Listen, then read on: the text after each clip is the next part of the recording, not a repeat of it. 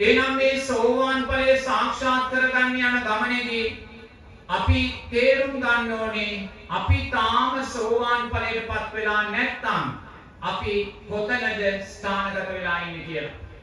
සමහර පින්වත් බෞද්ධ පින්වතුන්ලා හිතනවා අපි තාමත් ඉන්නේ පෘථග්ජන භාවයේ කියලා. පින්වතුනි, තෙරුවන් සරණ ගිය කිසිම බෞද්ධයෙක් පෘථග්ජන භාවයේ තුල නෑ. හොඳින් තේරුම් ගන්න. පෘථග්ජන භාවය කියන්නේ තෙරුවන් කරේ ශ්‍රද්ධාව ප්‍රතික්ෂේප කිරීමයි. යමෙක් උතුම් තෙරුවන් ප්‍රතික්ෂේප කරයිද ඔහුයි පින්වතුනි පෘථග්ජන භාවයේ තුල ඉන්නේ. ඒ නිසා මෙතන ඉන්න අපි සෑම කෙනෙක්ම ඒ පෘථග්ජන භාවයෙන් උඩට ආවා වූ සද්ධානුසාරී ධම්මානුසාරී තැන් දෙකෙන් එකක ස්ථානගත වෙලා ඉන්නවා. ඒක කොහොමින් තේරුම් ගන්න? මෙතන ඉන්න සෑම කෙනෙක්ම එක්ක සද්ධානුසාරී කෙනෙක් එක්ක ධම්මානුසාරී කෙනෙක්. කවුද මේ සද්ධානුසාරී ධම්මානුසාරී දෙන්න කියන්නේ? සෝවාන් මාර්ගය තුල ගමන් කරන දෙන්න පින්වතුනි. ඒ නිසා ඔබලා සෑම කෙනෙක්ම අනිවාර්යෙන්ම සෝවාන් මාර්ගය වෙන එක්ක සද්ධානුසාරී එක්ක ධම්මානුසාරී කියන තැන් දෙකෙන් එකක ඉන්නවා පින්වතුනි. ඒතර කවුද මේ උතුම් සෝවාන් ඵලයට පත් වුණ කෙනා කියන්නේ? අපි සෑම කෙනෙක් තුළම සද්ධා, වීරය, සති, සමාධි, ප්‍රඥා කියලා ඉන්ද්‍රිය ධර්මයන් පහක් වැඩෙනවා පින්වතුනි. මේ ඉන්ද්‍රිය ධර්මයන් පහ පෘථග්ජන කෙනාගේ වැඩිමක් නැහැ. පෘථග්ජන භාවයෙන් උඩට ආපු සද්ධානුසාරී ධම්මානුසාරී දෙන්නා තුල සද්ධා, වීර්ය, සති, සමාධි, ප්‍රඥා කියන ඉන්ද්‍රිය ධර්මයන් පහක් වැඩෙනවා.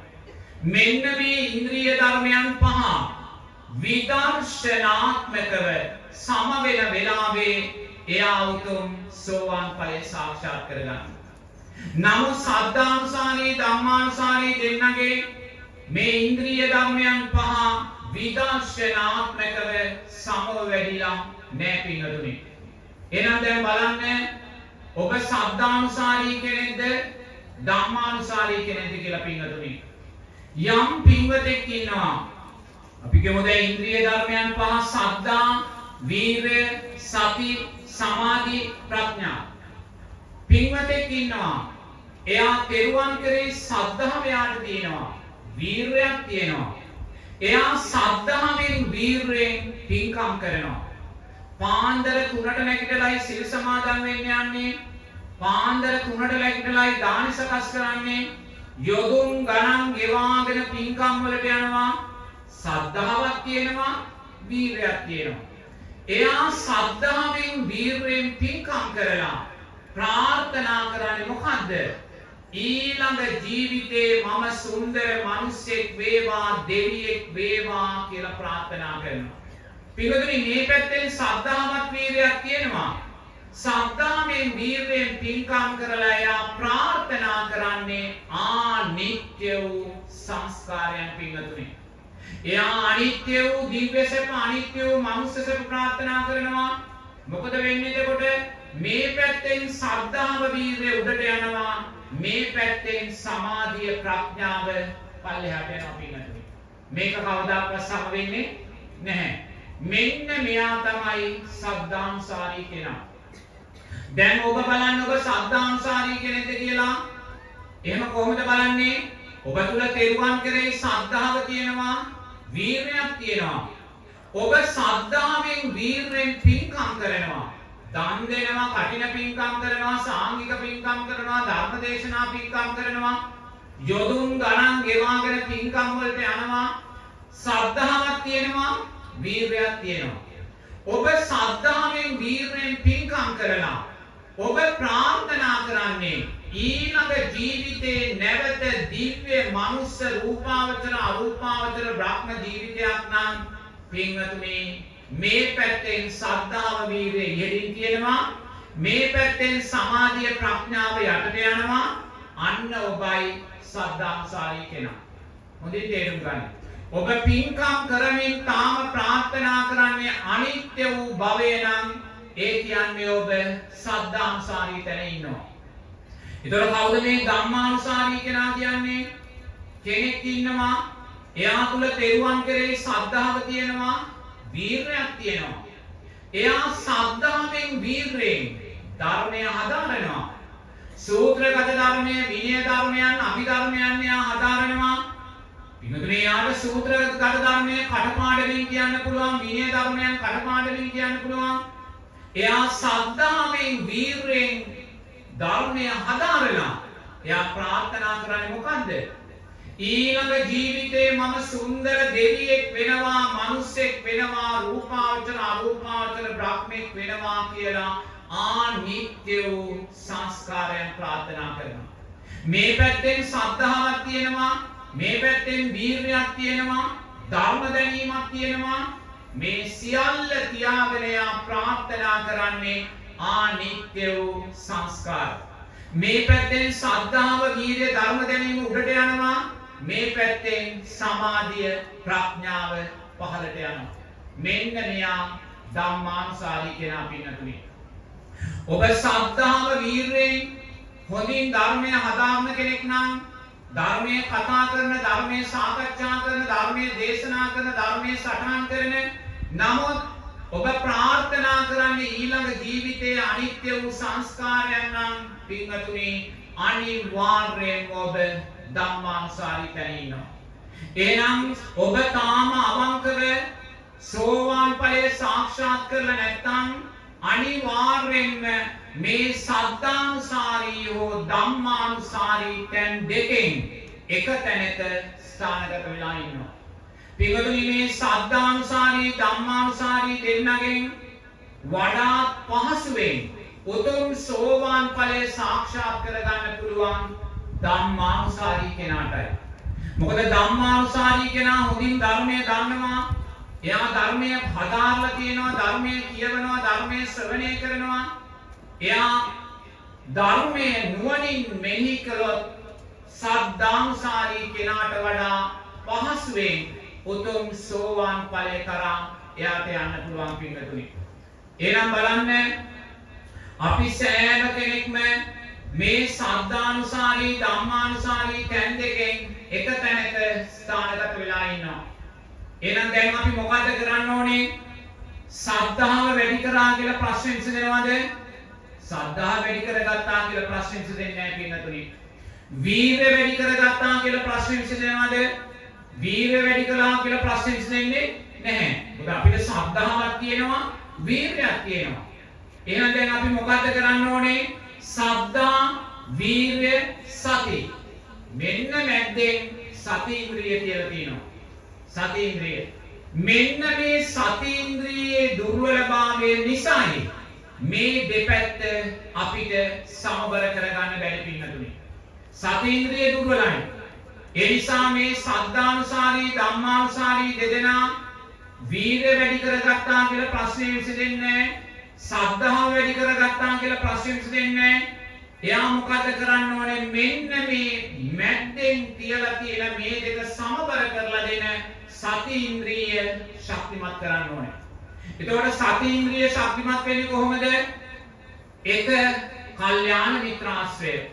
දෙක, සද්ධර්ම ශ්‍රවණය. තුන, ශ්‍රවණය කළා වූ සද්ධර්මය නුවණින් මෙනෙහි කිරීම. එහෙනම් දැන් සද්ධානුසාරී ධම්මානුසාරී දෙන්නා උතුම් සෝවාන් ඵලයේ උදෙසා කළ යුතු දේ මොකද්ද? සති ඉන්ද්‍රිය ශක්තිමත් කරන්න ඕනේ. කොහොමද සති ඉන්ද්‍රිය ශක්තිමත් කරන්නේ? තව තව කල්යාණ මිත්‍රාශ්‍රය ලබන්න ඕනේ. තව තව සද්ධර්ම ශ්‍රවණය කරන්න ඕනේ. තව තව ශ්‍රවණය කළා වූ සද්ධර්මයේ නුවණින් මෙනෙහි කරන්න ඕනේ. අන්න එතකොට අපි සංසාර බය දකිනවා, සංසාර ගැඹුර දකිනවා, සංසාර දුර දකිනවා. අපි නුවණින් දකිනවා සංසාරේ සාරා සංක කල්ප ලක්ෂ සියක් කෝටි ප්‍රකෝටි ගානක් ඈතක ඉඳන් පටිච්ච සමුප්පන්නව ආවා වූ ගමනක් අපි ඇවිල්ලා ඉන්නවා. ඒ ආවා වූ දීර්ඝ පටිච්ච සමුප්පන්න බව ගමනේදී ඔබත් මමත් සක්විති රජ වෙලා ඉපදිලා තියෙනවා. ස්ත්‍රී රත්නය වෙලා ඉපදිලා තියෙනවා. සක්‍ර දෙවියන් වෙලා ඉපදිලා තියෙනවා. සුජම්පතිය වෙලා ඉපදිලා තියෙනවා. රජවරු, සිටුවරු, ධනවතුන්, කුලවතුන්, බලවතුන් වෙලා ඉපදිලා තියෙනවා. රූපාවචර, අරූපාවචර බ්‍රහ්මය වෙලා ඉපදිලා තියෙනවා. නමුත් මේ සෑම සංස්කාරයක්ම වෙනස් වෙලා ගියා පින්නතුනේ. මේ සෑම සංස්කාරයක්ම වෙනස් වෙලා ගියා. අපි සක්විති රජ වෙලා ඉපදිලා ආයිමත් අපි තිරිසන් ලෝකෙට වැටුණා. අපි සක්‍ර දෙවියෝ වෙලා ඉපදිලා ආයිමත් අපි තිරිසන් ලෝකෙට වැටුණා. අන්‍යයා සද්ධර්මයේ නුවණින් මෙනෙහි කරද්දී මේ සංස්කාරයන්ගේ අනිත්‍යභාවය දකිනවා. එයා දැන් මොකද කරන්නේ? සද්ධාවෙන්, වීර්යෙන් පින්කම් කරලා ඒ සෑම සංස්කාරයක්ම අනිත්‍යයි කියලා දකිනවා පින්වතුනි. එයා ඒ සංස්කාරයන්ට බැඳෙන්නේ නැහැ. දිව්‍ය සැප, මනුස්ස සැප අනිත්‍යයි කියලා දකිනවා. රූපාවචර, අරූපාවචර සැපයන් අනිත්‍යයි කියලා දකිනවා. මේ සංස්කාරයෝ අනිත්‍යයි කියලා දකිද්දී මෙන්න මේ පැත්තෙන් සමාධිය, ප්‍රඥා උඩට එනවා පින්වතුනි. දැන් මෙච්චර කලින් මොකද කළේ? මේ පැත්තෙන් සද්ධාව, වීර්යය උඩට ආවා. මේ පැත්තෙන් සමාධිය, ප්‍රඥාව යටට ගියා. මොකද අපි වඩන්නේ මෝහයයි, පංච නීවරණයි. පංච නීවරණ වැඩෙද්දි, මෝහය වැඩෙද්දි සමාධිය, ප්‍රඥාව යටට යනවා. අන්න දැන් අපි දක්ෂයි. අපි පින්කම් කරමින්, දන් දෙමින්, කഠින පින්කම් කරමින්, සාංගික දාන දෙමින් මේ සංස්කාරයෝ අනිත්‍යයි කියලා දකිනවා. දිව්‍ය මනුස්ස සැප අනිත්‍යයි කියලා දකිනවා.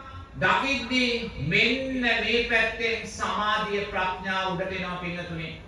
මේ ආකාරයෙන් මේ ඉන්ද්‍රිය ධර්මයන් පහ විදර්ශනාත්මකව සම වෙලා උතුම් සෝවාන් ඵලය අපි සාක්ෂාත් කරගන්නවා.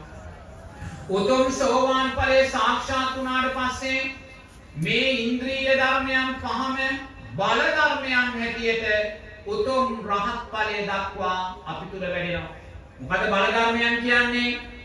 අපි උතුම් බල ධර්මයන් වැඩෙද්දී එයා සද්ධාව තුල ජීවත් වෙන්නේ සද්ධාවේ අනිත්‍යභාවය දකිමින්.